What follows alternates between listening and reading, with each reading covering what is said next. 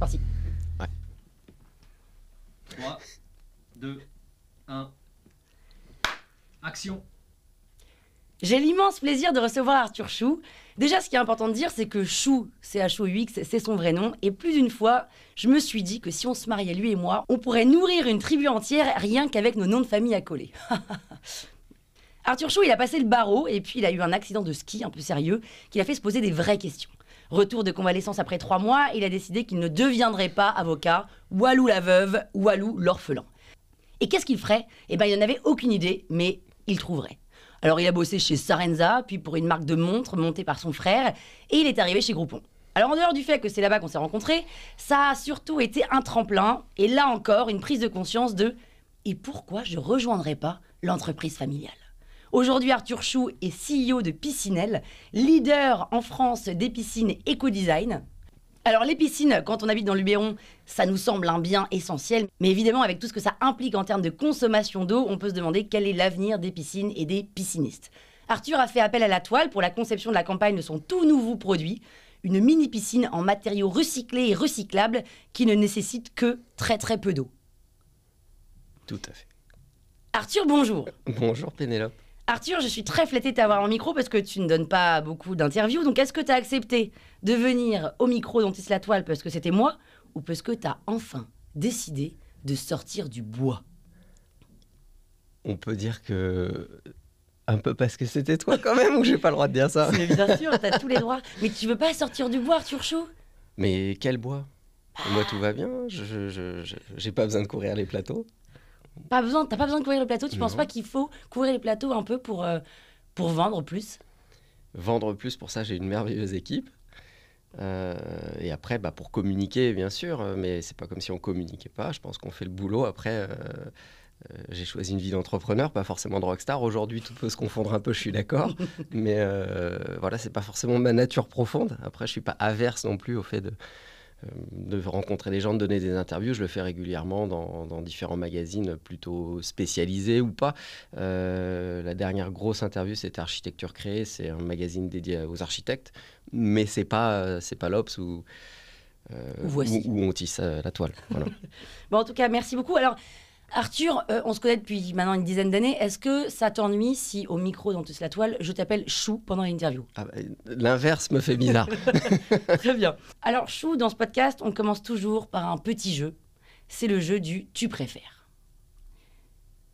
Chou, est-ce que tu préfères avoir une piscinelle bouillante dans laquelle tu ne peux pas te baigner ou une piscine des joyaux dans laquelle tu peux te baigner tous les jours ? Et évidemment, une piscinelle, c'est plus qu'un plan d'eau, c'est plus qu'un loisir de baignade. C'est avant tout un objet de désir. Donc, je choisis la piscinelle. Tu choisis la piscinelle Bien dans laquelle sûr. on ne peut pas se baigner. Une piscinelle, c'est déjà un objet de contemplation. Ça remplit déjà énormément l'intérieur, juste en la regardant de l'extérieur. Et alors, est-ce que tu crois que les gens ont cette vision-là ? Est-ce que tu crois que les gens seraient prêts à te dire ta réponse ? Je pense que nos clients, clairement, ont identifié la plus-value de nos produits, qui est une plus-value esthétique. Et donc, c'est pas impossible. D'accord. Mais Très bien. bon, c'est sûr que c'est un parti pris un petit peu violent, je le comprends. Biaisé. Est-ce que c'est vraiment plus du kiff de vendre des piscines, tu penses, que vendre des coupons Groupon ? Chacun son plaisir, mais oui, pour moi, oui. Qu'est-ce que ça change ? Finalement, ça reste... En fait, là, du coup, il faut redépositionner la question à nouveau, parce que moi, il y a un biais dans tout ça, c'est que c'est une entreprise familiale, c'est une aventure familiale. J'avais 15 ans, je bossais déjà mes samedis dans l'entreprise, donc j'ai un lien très fort, je suis né avec cette marque, mes frères et sœurs aussi. Et du coup, c'est quelque chose que je voulais prolonger.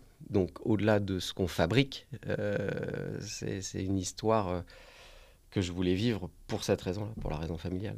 Et tu penses que si ton entreprise familiale avait vendu des culottes menstruelles, tu aurais pris autant de kiff ? J'espère que j'aurais inventé des slips fabriqués en France, par exemple, et que j'aurais peut-être appelé slip français dans ce cas. Guillaume Gébeau, si tu nous écoutes. Je pense qu'il a eu une bonne idée aussi. Hein, mais... Alors Arthur, il y a un petit peu de bruit quand tu gigotes, car Ouais. nous sommes dans un studio... Faut que je baisse ce truc, en fait. Alors attends, nous allons refaire... Ah merde, pardon. Des petits réglages. Attends, je remonte, c'est bon. Piscinelle à quel âge ? Alors, L'entreprise a 43 ans, bientôt 44. Elle fête ses 44 ans dans 15 jours. Presque ton âge, finalement. J'étais pas né, je te remercie. Et Piscinelle, la marque en tant que telle, elle va avoir 30 ans. Quand? C'était en 94. Vous avez peut-être Donc, besoin ce d'une sera en agence, non, 2024. pour fêter vos 30 ans. C'est quoi de bosser dans une boîte montée par son père? D'aucuns diront que c'est un challenge, quelque chose de très difficile de bosser en famille. Moi, c'est pas comme ça que je le vis. On a une relation assez simple, même très simple avec mon père et ma mère qui bosse plus dans l'entreprise, mais quand même passe régulièrement. Et finalement, c'est important. Ça fait quoi? Je pense que déjà, ça donne du sens pour nous, les premiers, mais aussi pour les collaborateurs, en fait. Il y a un vrai côté familial. Il y a pas de... L'entreprise, elle nous appartient. Elle n'appartient pas à un fonds d'investissement ou à des banques. On a vécu des grosses galères tous ensemble. Quand on réussit, c'est tous ensemble. Et il y a un côté... ce qu'on fait a un impact mesurable, quantifiable, du matin pour le soir.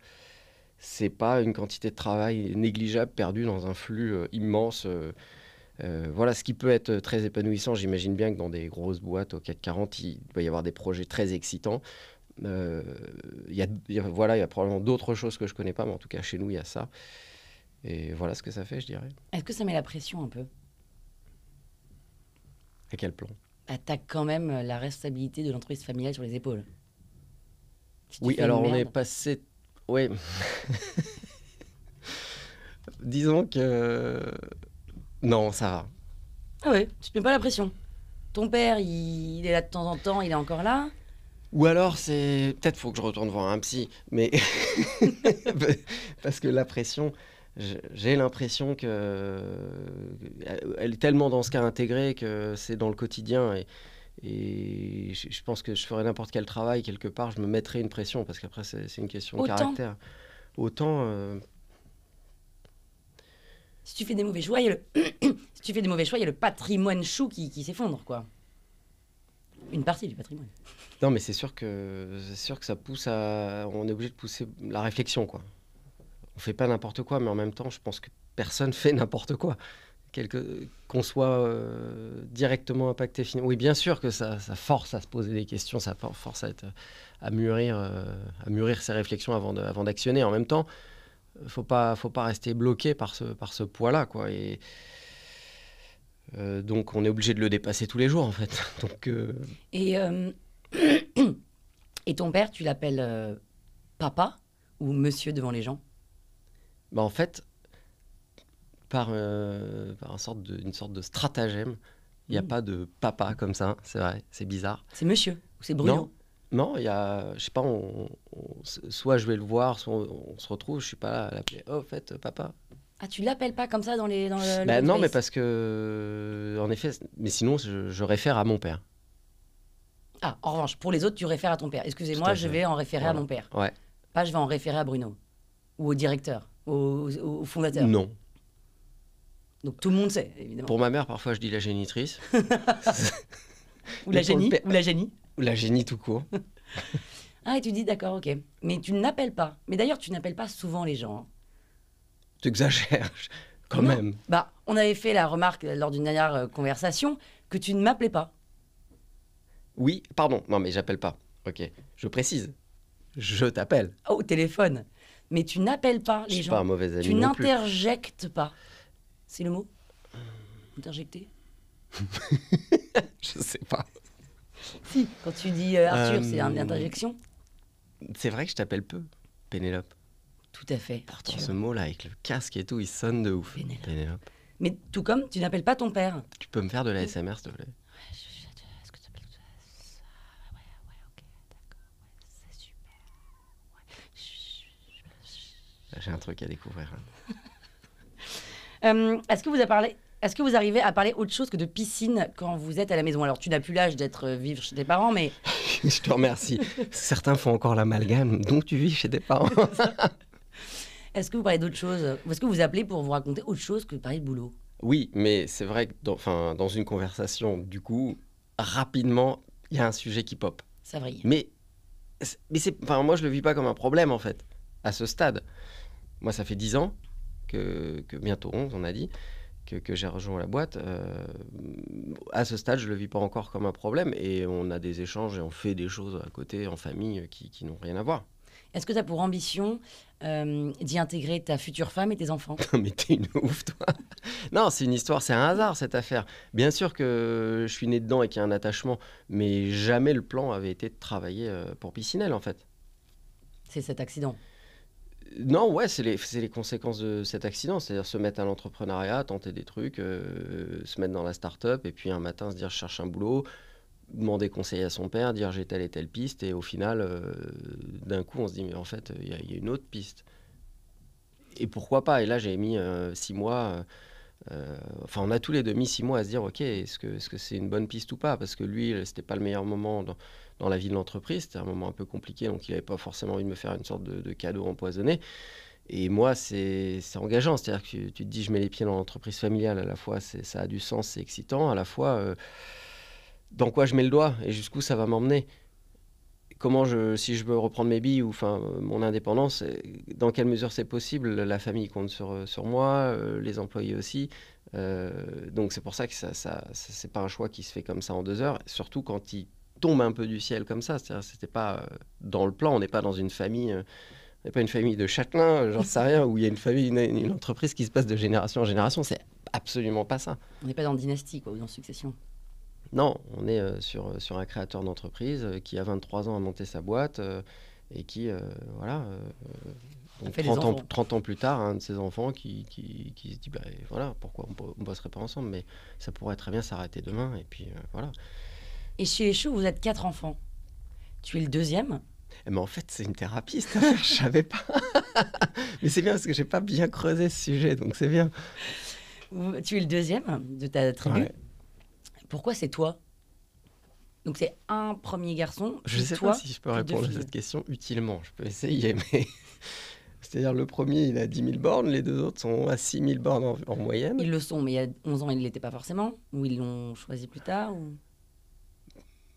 Je sais pas, là, chacun sa Est-ce que route, c'est ton père qui t'a un peu targeté toi parce qu'il a senti que... Mon père, il a rien targeté du tout. Donc c'est toi de Mon toi-même. père, au contraire, il nous a jamais parlé de cette affaire-là. Pour lui, il sait l'enfer que c'est. Enfin, l'enfer. J'exagère, mais il y a un côté, en effet, où tu parlais de la pression tout à l'heure. La pression, elle est aussi quotidienne dans le chiffre, dans le fait qu'il faut survivre, tout simplement. C'est l'argent qu'il y a sur le compte de la boîte, il tombe pas du ciel. Donc, en fait, tu es toujours avec une petite machine dans la tête qui dit est-ce que ça marche, où j'en suis, c'est quoi les risques, mais c'est quoi mes charges. Il y a toujours une petite voix. Donc mon père et ma mère, c'est genre mais fais tout sauf ça en fait. Mais toi fonctionnaire européen quoi, tu Donc c'est toi qui vas vivre la insisté. belle vie. Non, mais moi, quand je fais...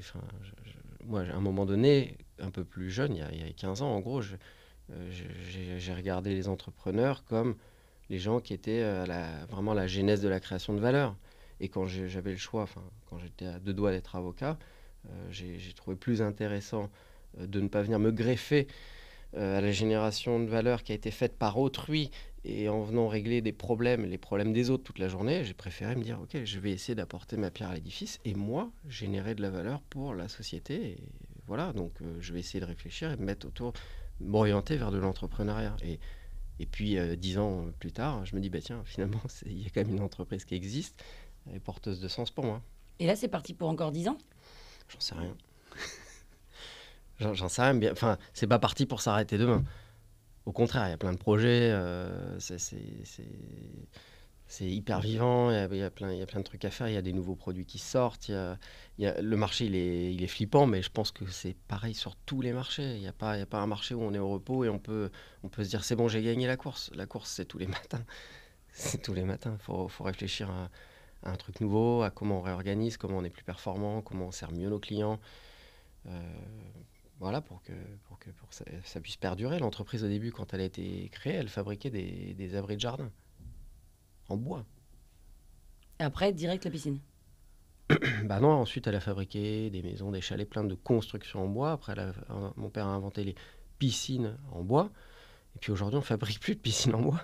Donc, il a bien fallu encore complètement changer notre métier. Aujourd'hui, on fait que des piscines en aluminium. on est en train de bosser sur un projet qu'on sort dans 1 mois et demi, sur lequel on a travaillé ensemble, qui est aussi en aluminium, entièrement, en effet, fait en matière recyclée et recyclable, d'1 mètre cube d'eau. On parle de 5 baignoires, donc là, on va vers encore ouvrir une nouvelle porte sur ce marché, mais qui dit que demain, on ne doit pas faire de la tiny house ou que sais-je, de nouveaux produits pour l'habitat, des pergolas, des vérandas, j'en sais rien. Finalement, la proposition de valeur de l'entreprise, c'est quoi ?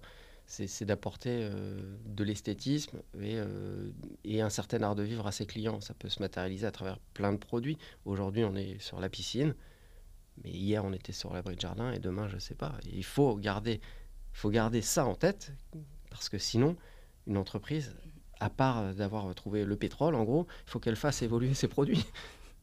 Sinon, à un moment donné, elle meurt. Il suffit de regarder Apple, on l'a tous dans notre poche. Mais l'iPhone, il a même pas 20 ans. Si, il a 20 ans. Non, c'était 2007, je crois. Bon. Enfin, tu vois, il faut changer tout le temps, quoi. Est-ce que les cordonniers sont les plus mal chaussés, Arthur Chou? Bah, c'est sûr que dans mon appartement parisien, je n'ai pas de piscine, si c'est la question. Oh, bizarre. Non, mais tu as peut-être, me trompe-je, une maison... Me trompais-je? Me trompais-je? Une maison secondaire, comme on dit? Non plus. Bah quoi? Ah, familiale. Familiale, pardonnez-moi. Non, mais moi, tu as une maison familiale? Moi, j'ai même plus de scooter, d'ailleurs. Maintenant qu'on peut les louer. Entrepreneur, maison, entreprise familiale, c'est pas... Hein. Non. Est-ce que tu as une piscine? Est-ce que vous avez une piscine dans votre maison familiale? Oui. Est-elle une piscinelle? Oui. Est-elle superbe? Évidemment. Est-ce qu'il pourrait y avoir plus superbe que ce que vous avez? Non, mais parce que j'ai du mal à... Oui. Ah, est-ce qu'il pourrait y avoir plus superbe que ce qu'on a? Il y a toujours plus superbe, mais tu vois ce que je veux dire. Moi qui la connais, je peux pas dire que c'est une superbe piscine. Non, mais alors... Ouais. Pardon. Je te remercie, ça fait plaisir. Mais on s'attend à ce qu'un pisciniste ait une piscine hyper grande, même si c'est plus la mode en et fait, tout. Mais... voilà, c'est-à-dire, il y a plusieurs questions, plusieurs axes pour répondre. Là, toi, tu évoques la taille de la piscine. Pour nous, c'est absolument secondaire dans ce qu'on propose à nos clients. Et d'ailleurs, c'est un combat qu'on mène depuis déjà 10 ans, ou même plus, de réduire la taille des piscines dans les jardins. On n'a pas attendu toutes les crises actuelles. Et on aime bien aller faire plein de longueurs et tout dans les piscines. Ouais, mais en fait, non. Si tu veux, pour ça, il y a une offre de piscine municipale qui est super bien construite en France. Si vraiment tu veux aller nager à la piscine... Enfin, dans le Luberon, excuse-moi, il n'y a pas de piscine municipale. Bah, tu vas pas construire un couloir de nage de 25 mètres dans ton truc en Luberon. Pourquoi, si j'ai un grand jardin? jardin? Déjà, la plupart des gens, ils n'ont pas le grand jardin. Ah. Et ensuite, même quand tu as donc un jardin de taille... normal, on va dire, ok, à part le triathlète qui veut vraiment sa piscine de 25 mètres, pourquoi pas, il n'y a pas de sujet là-dessus.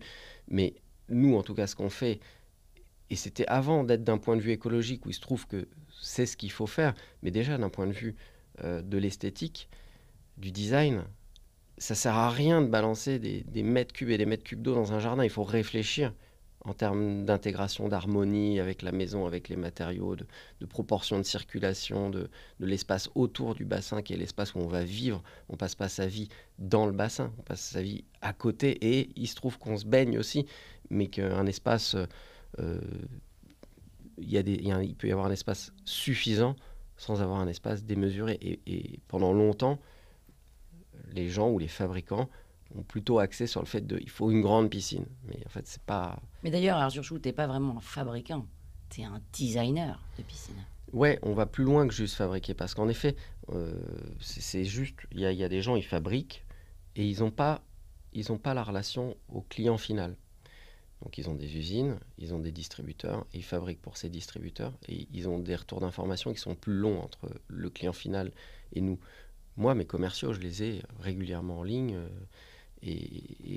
quand on fait des salons, ce qu'on fait moins avec les événements du Covid, depuis les événements du Covid, j'avais moi la relation même en direct avec les clients. Ça nous permet de tout de suite comprendre. Et en fait, on fabrique nos produits directement par rapport à ça aussi. De toute façon, si les gens viennent voir Piscinelle, ils savent qu'ils veulent un joli truc. De toute façon, si les gens viennent voir Piscinelle, ils savent qu'ils veulent quelque chose de design et qui est une sorte de petit bijou dans leur jardin, non?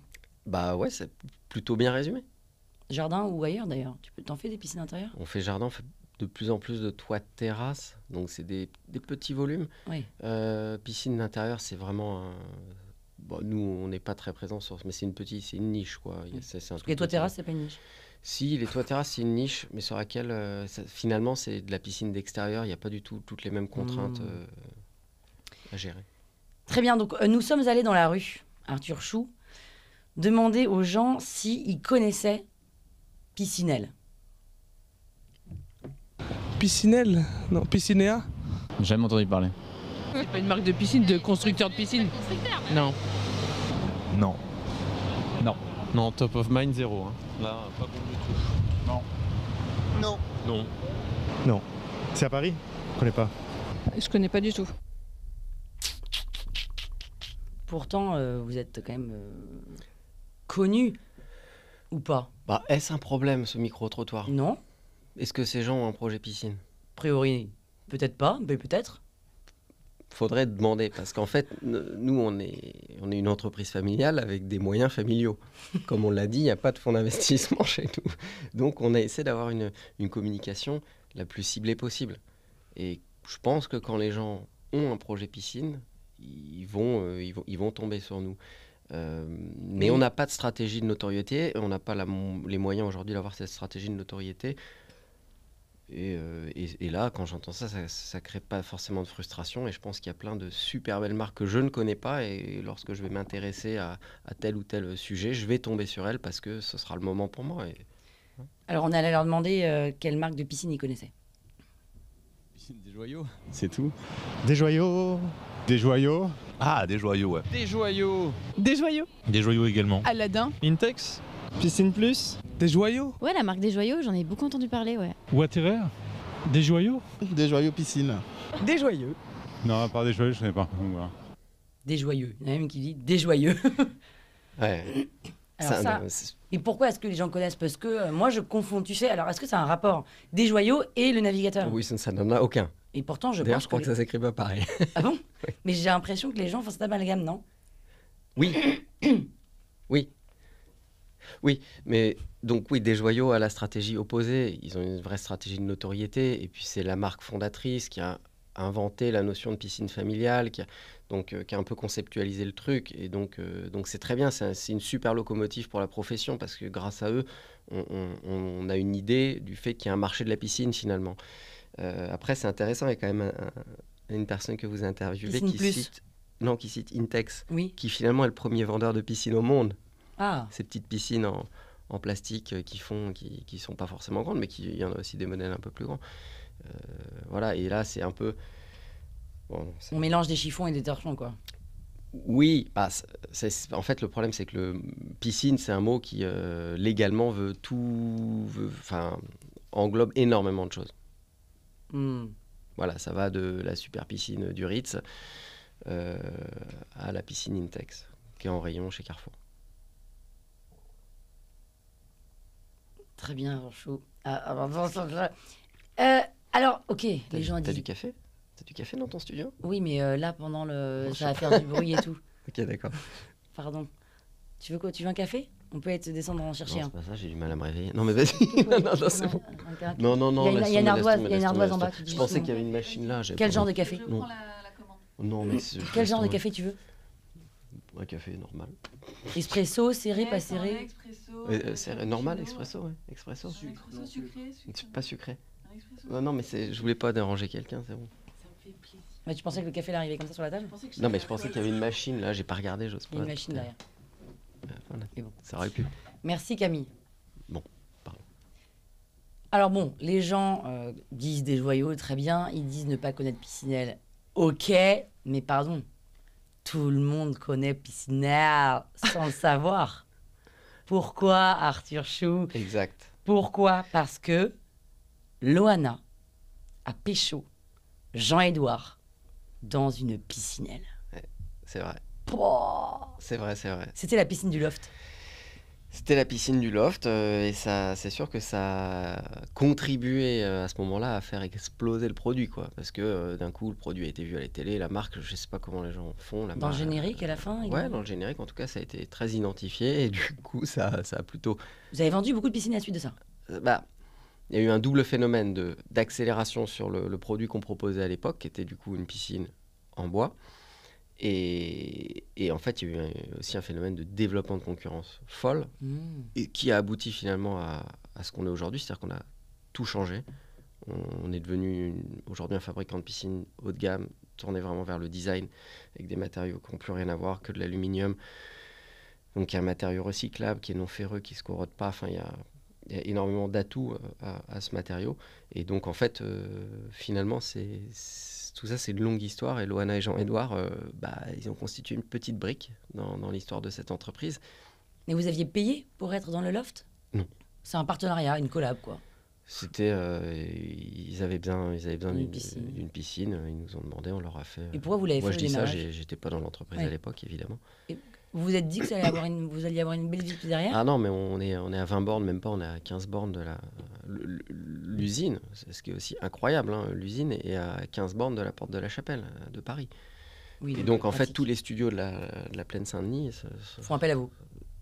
Non, mais on a fait Secret Story et d'autres trucs comme ça. Ah ouais? En effet, on est tout prêt. Alors, je sais qu'après, ils ont voulu qu'on paye pour être à la 2e édition, ce sur quoi on a dit non. Et donc, en fait, ils ont essayé d'avoir des joyaux, etc. En fait on a refait le 2e loft.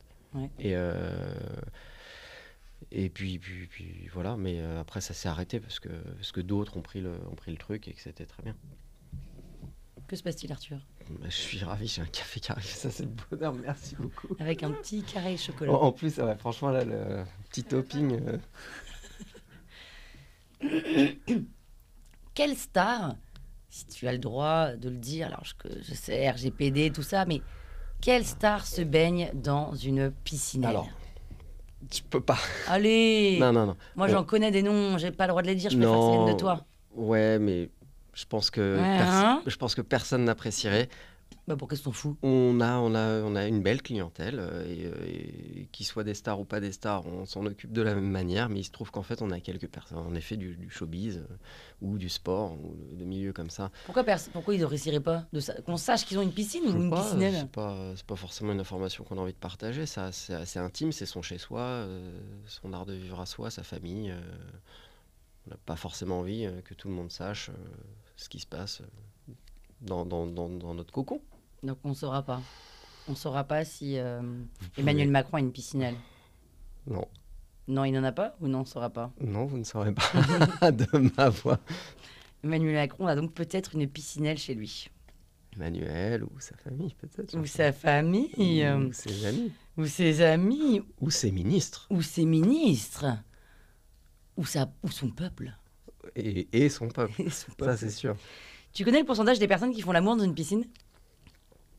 Ah, ça c'est intéressant. Et non, je ne connais pas.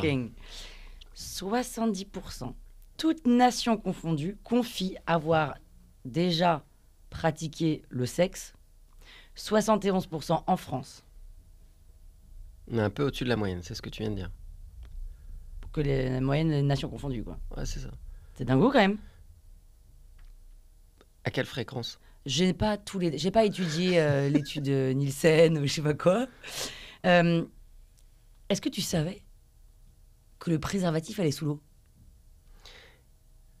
Alors, intuitivement, j'aurais dit que oui, tu vois. Je ne savais pas. Mais oui. Sans savoir, j'ai pas demandé à ChatGPT sur le sujet. Non, mais tu aurais pu expérimenter le préservatif sous l'eau.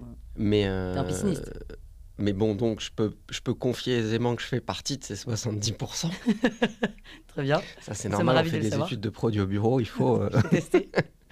Mais d'accord, on va vraiment creuser le sujet ou pas? Bah non, mais attends, et moi je ne savais pas. Et en fait, les préservatifs vont sous l'eau. Néanmoins, ça assèche et donc grand risque que ça se casse. Et j'ai lu aussi qu'en fait, faire l'amour dans une piscine ou dans un spa, pire, ou dans la mer, encore pire, bouillon de culture. Eh oui. Pas bon, surtout pour les femmes. Pas bon. Et d'ailleurs, si je te dis, quel est le lien? Mais en fait, franchement, faut couper toute cette... faut laisser les gens faire l'amour dans l'eau, quoi. C'est un fantasme. Oui, mais là, en disant ça, on est en train de péter le truc, quoi. Mais non, on s'en fout. En fait, on s'en fout. Ayez vos mycoses, c'est pas grave, on gérera derrière. C'est toi qui les as. Si je te demande le lien entre piscine et asthme, t'en vois un? Vapeur d'eau Non, Est-ce que tu savais que faire pipi dans une piscine peut en effet avoir des conséquences sur la santé?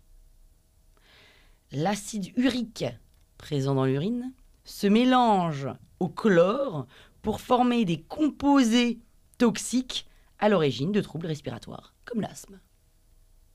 Alors, est-ce que c'est le chlore ou est-ce que c'est l'urine ou qu'est-ce C'est que le mélange de tout ça qui fait que... D'accord. Bon, faut quand même sniffer fort, là, j'imagine. Bah non, mais ça se fait, je pense, un peu, tu vois, c'est un peu comme du poppers. Ne prenez pas du poppers, ce n'est pas bien, mais ça doit être un truc sans le sniffer. Si c'est sur une table, c'est là, tu vois. D'accord. Bah, je pense que quand tu pisses Ok. dans une piscine, tu peux avoir des troubles respiratoires. Donc, on parle principalement d'une piscine d'intérieur, j'imagine. Pareil, Arthur Chou, je n'ai pas les détails, j'ai tapé dans Google, hein, j'ai pas bien fait, j'ai pas bien plus loin. Non, mais donc je ne savais pas. Mais est-ce que tu crois que combien de personnes sur 10 pissent dans les piscines? Adulte Zéro.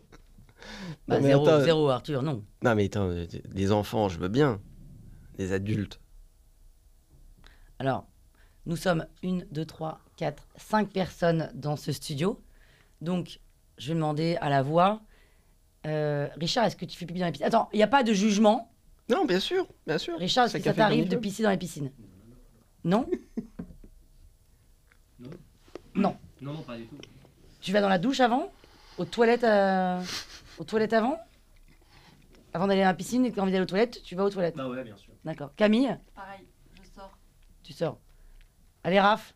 C'est pas un réflexe, mais s'il y a une envie très pressante, c'est possible que ça arrive. Voilà. Une petite fuite urinaire, ça va, ça passe. C'est en cas d'incontinence, on peut comprendre. Et moi aussi, ça m'arrive assez régulièrement. Et tu vas dans quelle piscine? Bah, celle d'Arthur Chou. D'accord. Et combien de personnes, tu crois, pissent sous leur douche? Richard? Ouais. Ouais. Camille? Oui. Raph? Bah oui, déjà, petite piscine, bien sûr, douche. Oui. Arthur? Je sais pas, il y a une sorte de réflexe qui se met en place. Richard, dans ta baignoire? Ish. Ish? Ouais. Camille? Non? Non. Moi, oui. Arthur? Non. T'as pas de baignoire. Voilà, comme ça, c'est réglé. J'ai pas de baignoire. Très bien. Très bien, je me suis complètement foirée dans ma question. Est-ce que tu as une histoire de ouf qui s'est passée dans une de vos piscines? Bah, franchement, là, tu m'as un peu coupé l'herbe sous le pied avec Loana, parce que l'histoire de ouf, c'est celle-là. Oui, certes.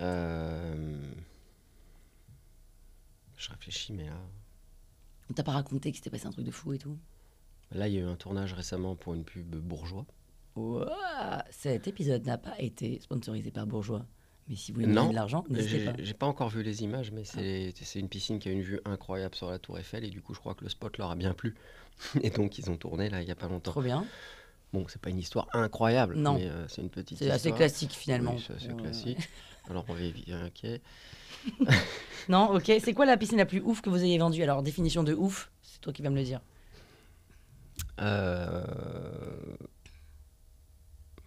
Bah pareil, c'est sûr que celle sur la Tour Eiffel, elle est ouf. Attends, j'en sais rien. Piscine la plus ouf. Il y a la piscine la plus grande, ouais, ok. Il y a des piscines qui font 25 mètres, 26 mètres. C'est des vrais couloirs de nage pour les particuliers. C'est rare. C'est quoi, c'est des millionnaires, ça?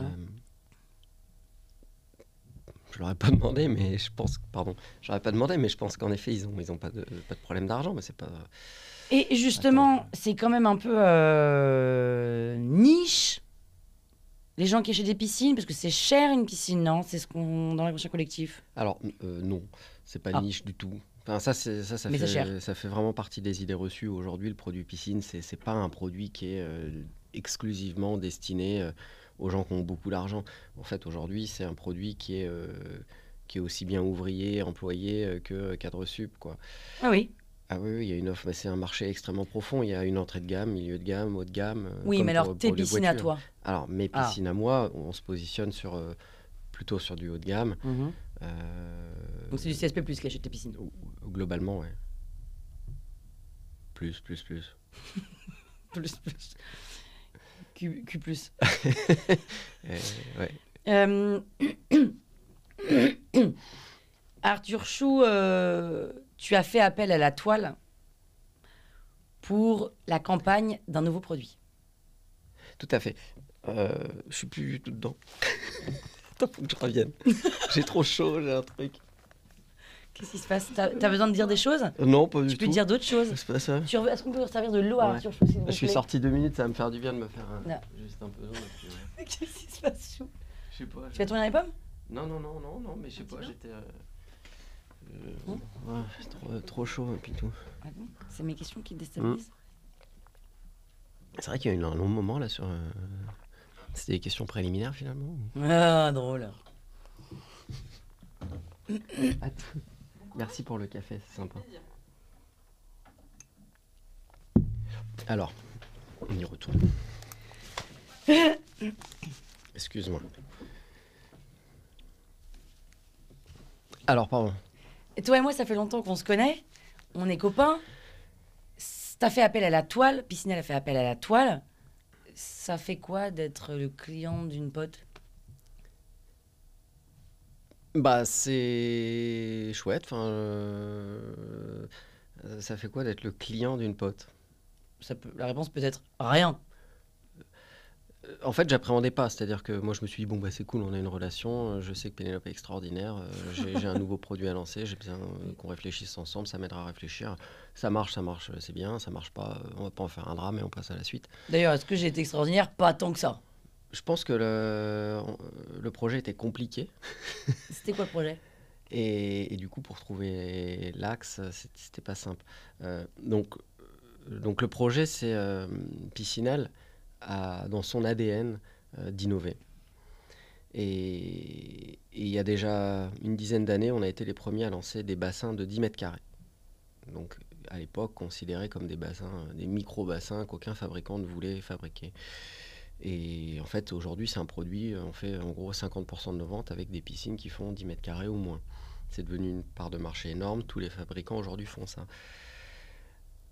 Et on veut aller plus loin dans cette idée-là, en allant vers un bassin qui, cette fois-ci, n'est plus enterré, qui est vraiment une sorte de bain, qui n'est d'ailleurs même plus une piscine, véritablement. C'est plus, en effet, ça correspondrait plus à la définition de bain. C'est pas un spa? C'est pas un spa, parce que le spa implique, pour ce qui est de cet objet en coque, implique toute une esthétique qui est radicalement pas celle qu'on souhaite poursuivre. Et on vient de lancer un nouveau produit qui fait 1 mètre cube. Donc là, on est sur 3 mètres carrés de plan d'eau, 5 mètres carrés d'occupation totale au sol. C'est minus, tu mets combien de personnes là-dedans? En fait, la question, c'est pas minus ou pas minus. La question, c'est quel art de vivre? Qu'est-ce que j'en retiens? On a mis le produit en test pendant 1 an dans 8 villas différentes. Et les retours des clients sont excellents. C'est-à-dire qu'en fait, la convivialité, le rapport à l'eau chaude ou à l'eau froide en été, ce point d'eau, par sa simple présence, déjà apporte quelque chose, par son esthétique. Donc en fait, la taille n'est pas tout. On sait que... On le sait, ça. On le sait, n'est-ce pas? On l'a vu dans nos questions préliminaires. Et donc on peut retrouver énormément de choses dans un plan d'eau où on va juste créer de l'intimité, créer des moments conviviaux avec des enfants. Il ne s'agit pas forcément de faire les fous dans un bassin, mais on peut avoir des super moments juste en étant au calme, en fait. Et comment il s'appelle, ce produit? Petite source.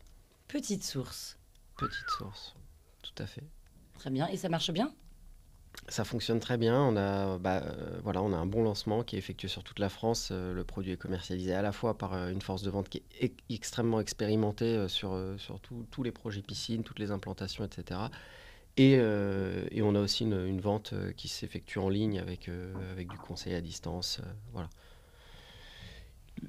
Le produit est entièrement personnalisable, c'est ça qui est top, c'est que de l'extérieur, il y a plein de choses à faire et il y a vraiment moyen de s'intégrer chez les gens pour respecter leur intérieur, enfin leur collaboration intérieure-extérieure. C'est un produit qui peut se mettre en intérieur comme en extérieur. Donc, Est-ce que vous êtes parti sur un petit produit à cause de tout ce qu'on raconte sur les piscines, l'eau, tout ça? Il y a 10 ans, quand on fait les 10 mètres carrés, évidemment, c'est pas du tout le cas. Il n'y a pas ce biais-là. Aujourd'hui, bien sûr, c'est déjà dans notre ADN d'aller chercher du petit, quelque part. Mais là, il y a une forme d'urgence à proposer aussi de nouvelles pistes pour les consommateurs.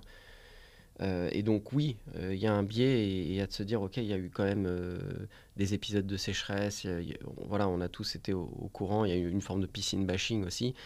Et donc, il y a aussi des contraintes urbanistiques qui font qu'on a beaucoup de clients pour lesquels on bâtit des projets, et ces projets sont refusés. Et donc, tous ces éléments mis bout à bout, on s'est dit, il faut qu'on propose une solution à nos clients. Qu'on ouvre une piste et voilà, qu'on voit si ça prend ou pas, mais en tout cas qu'on ouvre le champ des possibles en proposant quelque chose de nouveau, de responsable, très peu consommateur d'eau, très peu consommateur d'électricité et recyclable. C'est-à-dire le jour où je retire mon produit, il y a 80% des éléments qui partent en fonderie et ça repart dans autre chose. C'est la magie de l'aluminium, hein. C'est extraordinaire. Mais je croyais qu'on n'avait plus le droit de construire des piscines, ni même en mettre des petites hors sol. Non, on n'a pas plus le droit. Il n'y a jamais eu plus le droit. Bah là, il y a la chasse aux piscines, à Grasse, t'as Alors, les amendes. il y a eu des arrêtés préfectoraux d'interdiction de remplissage. Il y a eu des tentatives d'interdire les commercialisations, mais qui ont été attaquées parce que je crois que ça sortait du cadre légal, de ce que le pouvoir public avait le droit de faire dans notre cadre légal. Donc on a encore le droit de construire des piscines? Complètement. Après, il faut se renseigner auprès de sa commune, comprendre quel est son PLU, son plan local d'urbanisme, et voir dans quelle mesure on peut ou pas implanter une piscine. Normalement, les PLU traitent du sujet piscine, c'est pas le cas pour tous. S'ils le traitent, bah voilà, ils vont dire vous pouvez mettre une piscine, il faut qu'elle soit implantée à X mètres de la limite de propriété, etc., etc. Et de voir si un projet piscine, compte tenu de la taille du terrain, est possible. Et est-ce que ça... tu penses qu'en vrai, il faudrait arrêter de remplir ces piscines? Non. Enfin, la réponse, clairement, non. Pourquoi? Mais en fait, il faut quand même la matiner. C'est-à-dire qu'en effet, quand on a un épisode extrêmement grave de sécheresse où on a des foyers qui ne peuvent pas avoir d'eau parce que tout est vide, évidemment, de manière ponctuelle, mais c'est juste logique. De manière ponctuelle, on va favoriser l'approvisionnement de l'eau potable pour boire et faire sa lessive. Que pour remplir sa piscine. Mais si on prend un peu de hauteur sur le sujet, et il y a plein de gens qui l'ont fait avant moi, et c'est pas à moi forcément de le faire, mais parlons-en aujourd'hui, qu'est-ce que c'est que la consommation des piscines en France? La consommation d'eau des piscines en France, puisque le sujet là, c'est celui de l'eau. Le parc construit cette année, donc l'ensemble des piscines vendues par tous les gens comme moi cette année, c'est 0,01% de la consommation de l'eau du pays. En France? En France. Le parc existant total, toutes les piscines qui n'ont jamais été construites en France, en gros 3 millions de piscines, c'est 0,15% de la consommation d'eau du pays. C'est des chiffres du ministère. Donc en fait, on sait aujourd'hui que les fuites, c'est 20-25% de la consommation d'eau en France. C'est tellement facile, l'objet piscine, de culpabiliser les gens, mais à nouveau, en plus, il y a un amalgame qui est fait. On pense que piscine égale gens riches. C'est pas vrai. En fait, il y a aussi des zones en France où piscine, c'est quasiment un besoin. Quand on vit dans le sud de la France, dans le sud-est, ça devient un besoin par les températures qu'il y a pendant 3-4 mois de l'année.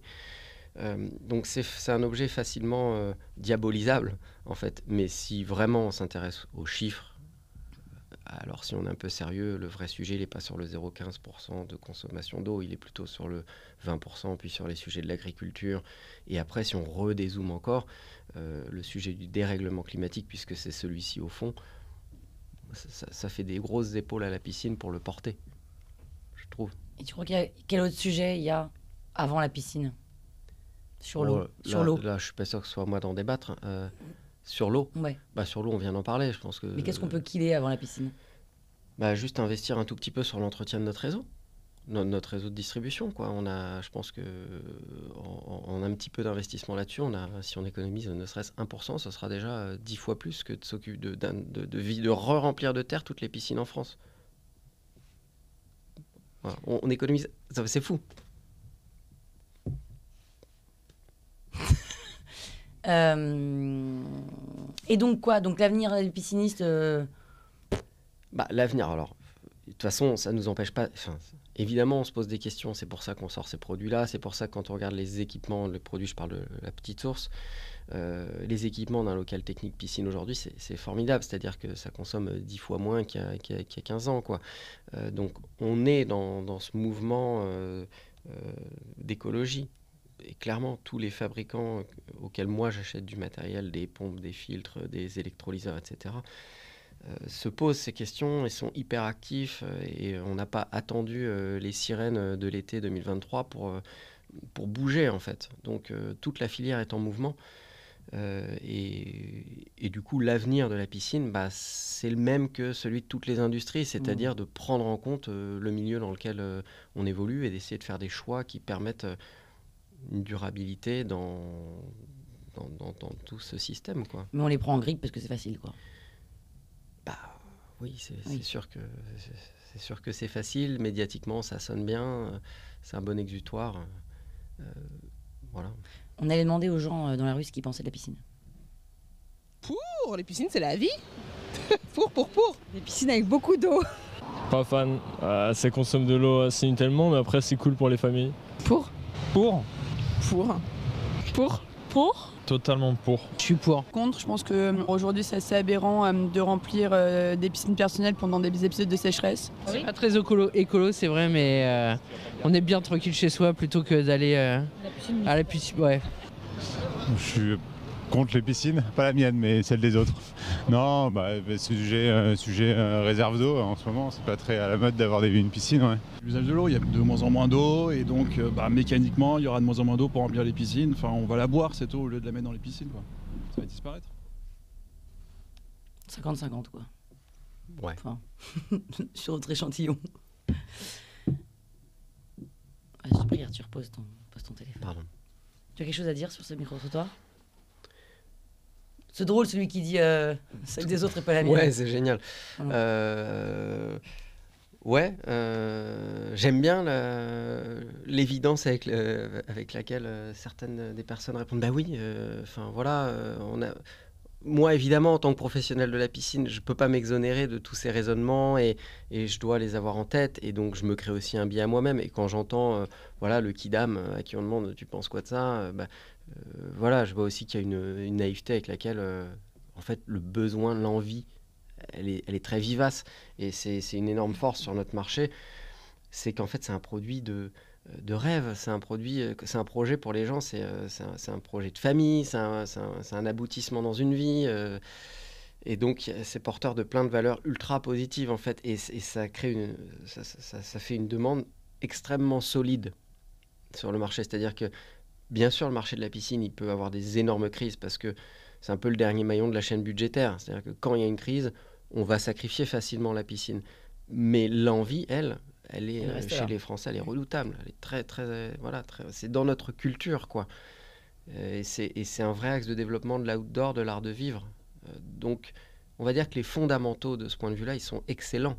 Et c'est même beau parce qu'en effet, c'est une notion pour moi d'art de vivre et c'est une notion d'harmonie. Il y a une vraie esthétique dans un projet piscine. Et si tu reprends l'histoire de la piscine, et des plans d'eau d'une manière générale, le fait de maîtriser l'eau, etc. Il y a énormément de choses à en dire, il y a énormément d'images, Versailles, l'Alhambra, enfin... D'ailleurs, sur votre site internet, c'est très très étoffé, il y a énormément d'articles, très très bien écrits, sur des sujets un peu storyteller, historiques. Parce qu'en fait, ça fait partie de notre ADN aussi. On endosse un peu tout ce passé, on se pose ces questions. Et il y a quelques années, la Villa Noailles avait organisé une exposition autour justement de l'histoire de la piscine privée. Et on y a participé avec grand plaisir parce que justement, cette mise en perspective de notre métier, qu'est-ce qui fait qu'aujourd'hui on aboutit à un marché de la piscine qui pèse des milliards d'euros, que le marché français est le deuxième marché au monde. D'où ça vient, comment ça s'est construit, en fait c'est passionnant et en effet on remonte au bain de l'Antiquité et on comprend toute l'importance de la maîtrise de l'eau et jusqu'au moment où on peut démocratiser et amener ça chez le particulier et qu'en fait c'est un fantasme qui se réalise, c'est un acte de pouvoir. Ça devient philosophique en fait. Mais en fait en fait, c'est philosophique. Et en fait, c'est pas juste des mètres cubes d'eau. Il y a une proposition, il y a une promesse autour de l'objet piscine qui est folle, qui est très profonde dans nos mentalités. Et aussi parce que c'est ça, c'est un objet, c'est un espace, c'est un lieu, c'est un objet dans lequel on rentre, c'est presque fœtal. Enfin, il y a un rapport à la piscine qui est très primitif, en fait, quelque part. Le plaisir de se baigner dans une petite source. C'est ça aussi, c'est retrouver la simplicité de l'eau qui jaillit, quoi. Source de plaisir, source de réflexion, source de jouvence. Jouvence. Bonheur. Si tu devais faire autre chose, Arthur Chaud, tu ferais quoi? Bah écoute, ça, honnêtement, là, comme ça, je sais pas. C'est-à-dire que je suis assez immergé dans mon sujet pour avoir du mal à prendre ce recul-là. Je laisse pas trop cette place-là dans ma tête. Aujourd'hui, je suis chez Piscinelle. C'est le projet que je porte. Si demain, je m'arrête, émergeront les idées. Et j'ai des envies, mais j'ai des idées, mais je vais me les garder pour le moment. Plutôt dans ce cas d'entrepreneuriat, je pense, ouais. Pas de salariat. Je veux pas opposer. Enfin, j'aime pas forcément la manière dont on oppose les deux. Mais ce serait plutôt pas entre. Ouais, j'aurais envie de tenter un truc, quoi. J'ai envie de tenter un truc pour moi, quoi. Enfin. D'accord. Et en effet, pas. Mais après, ça pourrait être en association ou tout ça. Mais c'est. En fait, c'est pas par opposition au salarié. C'est juste que j'aurais envie d'essayer quelque chose, quoi. Et ça se fait pas dans le cadre du salariat, c'est tout. Et tu sais ce que tu aimerais essayer? Tu vas pas nous le dire, mais tu sais, tu as une idée? Ouais, j'ai une idée. J'ai une idée. Et après aussi, j'ai des envies plus personnelles qui sont pas vraiment monétisables de création. Voilà, ça, c'est plus pour moi. Tu peins? Non, je peins pas. J'écris. Tu écris? Ouais. Oui, tu écris quoi? De la poésie. De la poésie. Ouais. Arthur Chaud écrit de la poésie. Oui, c'est ce qui me plaît, mais chacun son truc. Ah ouais? Et c'est quel genre de poésie? C'est quoi tes rêves de poète? François Villon, par exemple? François Paul Villon, Valéry, par exemple. Ouais. En fait, c'est biaisé cette interview parce que je te connais par cœur. Bah oui, c'est ça, François Villon, Paul Valéry. Alors, on allait demander à ChatGPT comment faire pour réduire la consommation d'eau d'une piscine. Qu'est-ce que tu penses qu'il a répondu? Bah, la couvrir déjà, parce que l'évaporation, c'est la principale perte d'eau. Numéro 1, couverture de piscine, réduire l'évaporation d'eau. Deuxième, il y en a 7. Deuxième, je pense, au lieu de mettre un filtre à sable, mettre plutôt un filtre à cartouche qui permet de laver en fait son moyen de filtration sans évacuer d'eau. Filtration efficace, maintient la qualité de l'eau sans avoir à la remplir. C'était pas pareil aussi? Non, c'est pas pareil, mais ça se rejoint. Très bien, donc c'est le 1 et le 4 ensuite. Que faire d'autre? Bah, On a encore 5 autres. Hein. Encore 5 autres.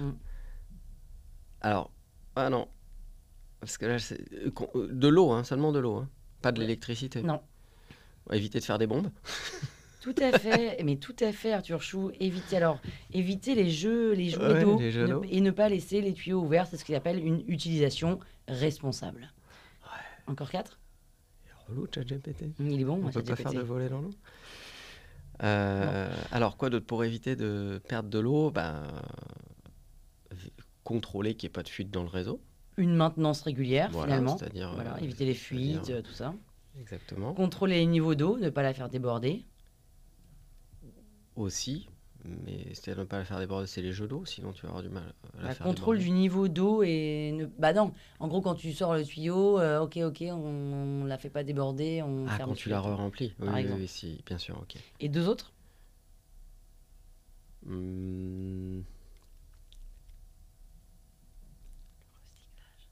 Mais le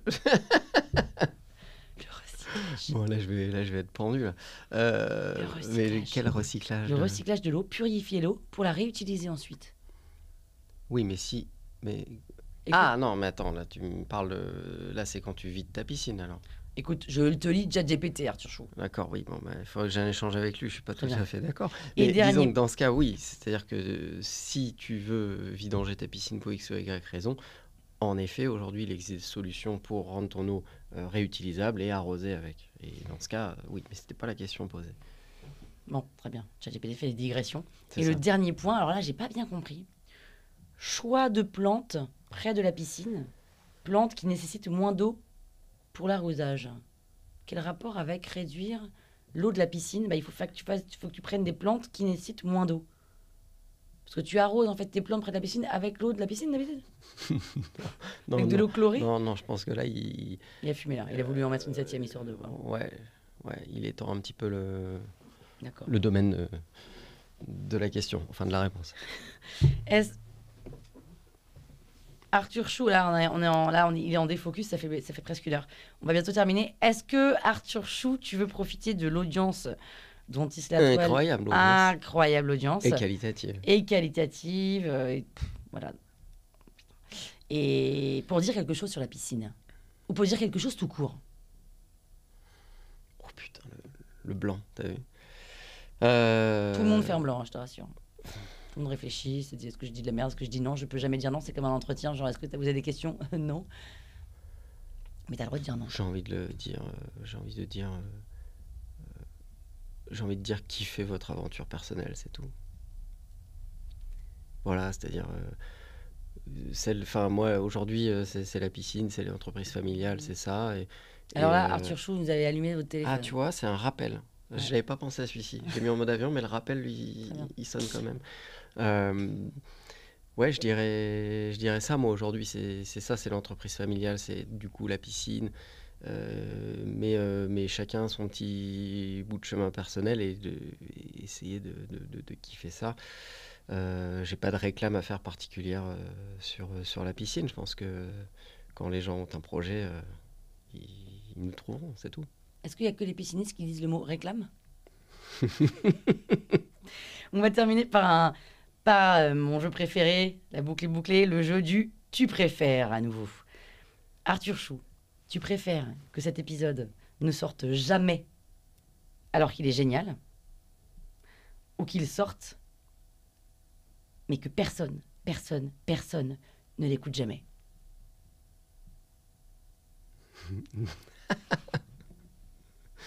Bah, je préfère qu'il soit génial dans ce cas. Non, il est de toute façon génial. Ah bon? Oui. Attends. Est-ce que tu veux que cet épisode ne sorte jamais ou qu'il sorte mais que personne n'écoute? De toute façon, il est génial. Soit on le diffuse pas. Non, faut le sortir. Mais personne n'écoutera. Hein. C'est pas grave. Pourquoi? Bah, si on le sort pas, personne l'écoutera non plus. Non, mais si on le sort, personne n'écoutera. Oui, mais au moins on aura essayé.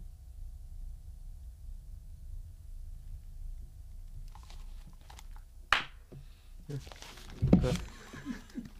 Merci Arthur Chou.